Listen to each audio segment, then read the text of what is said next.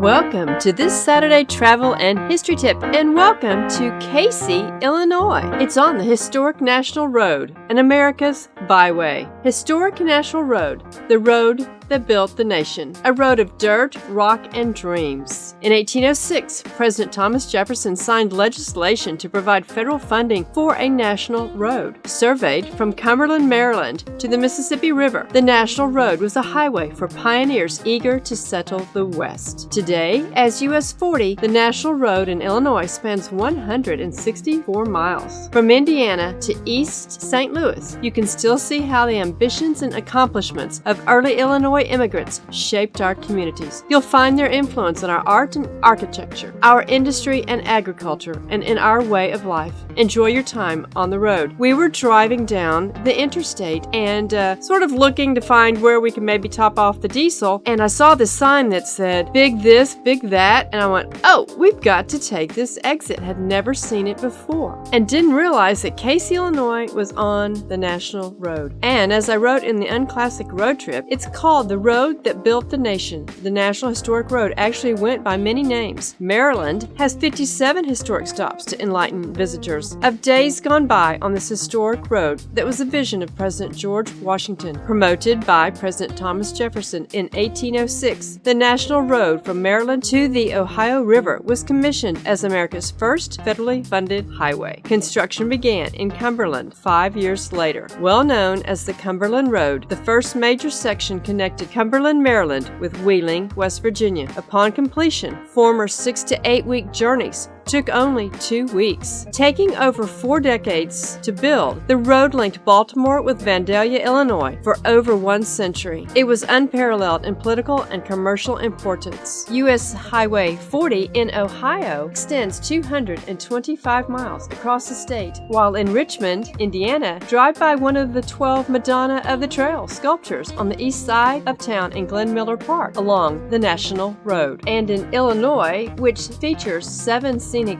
byways, drive along the National Road. Vandalia was the western terminus of the National Road. It extended 80 feet wide for 591 miles from Cumberland, Maryland to Vandalia. Casey, a tale of 2 cities. It's a story often told on the National Road. 2 towns, both poised to prosper, grow up within walking distance of one another. One thrives, the other fades into the footnotes of history. In the 1830s, Ewing Chancellor settled land along an earthen work in progress known as the National Road. By 1840, Chancellor's settlement of Cumberland was a stagecoach stop and a center of commerce, offering food, lodging, supplies, and blacksmith services. Meanwhile, a settler named John Lang staked out ground west of Cumberland. Development of a north-south road, forerunner to Route 49, turned Lang's settlement into a crossroads. The population shifted and Casey was born. By the 1850s, Cumberland was fading from the map and Casey's future was secure. In the early 20th century, Casey's economy shifted from agriculture to oil. In 1905, Casey Fields produced 156,000 barrels of oil. By 1907, about 2,000 wells had been drilled between Casey and Westfield. Production declined as the century wore on, with most wells abandoned by the 1940s. And as you drive around Casey, Illinois, these days you'll find cornfield after cornfield after cornfield.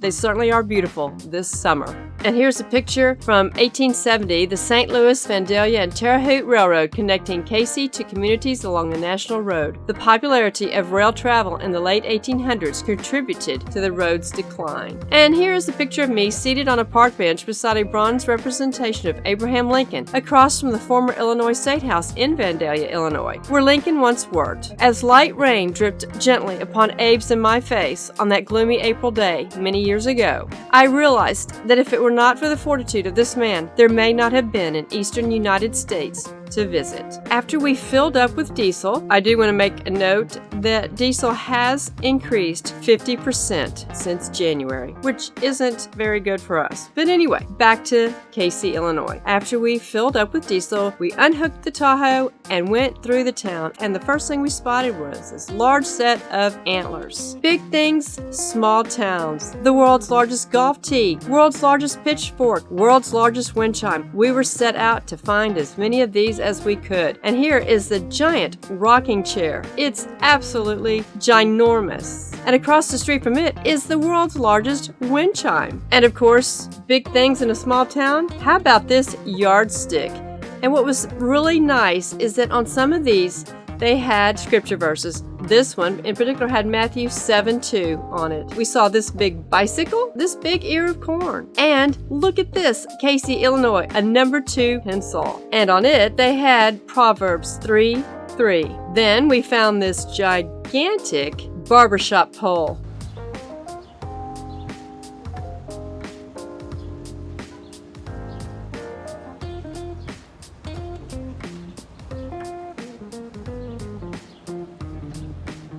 Across the street was the world's biggest mailbox. And just down the block, this world's largest birdcage. And Steve hopped in and took a little ride swinging in the birdcage like a little birdie.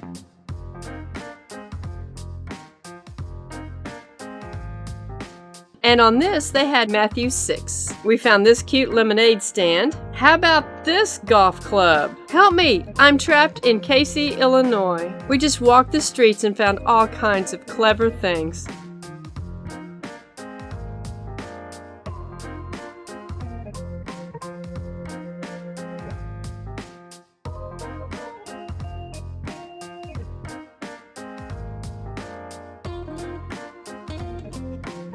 Home of the world's largest twizzle spoon. And on this one they had John 7:38. We hopped in the car because we wanted to go find the world's largest pitchfork and golf tee. And we spotted this little inchworm guy at the library. And then, a couple miles out of town at the Casey Country Club, the world's largest golf tee. And down the road at Richard's Farm Restaurant, established in 1976, is the place where you can see the world's largest pitchfork. And they are home of the 1-pound pork chop. We didn't have time to eat, and as a matter of fact, they weren't even open for the day. American history. Learn it. Love it. Appreciate it. Don't let them steal our history. Treasure our American history.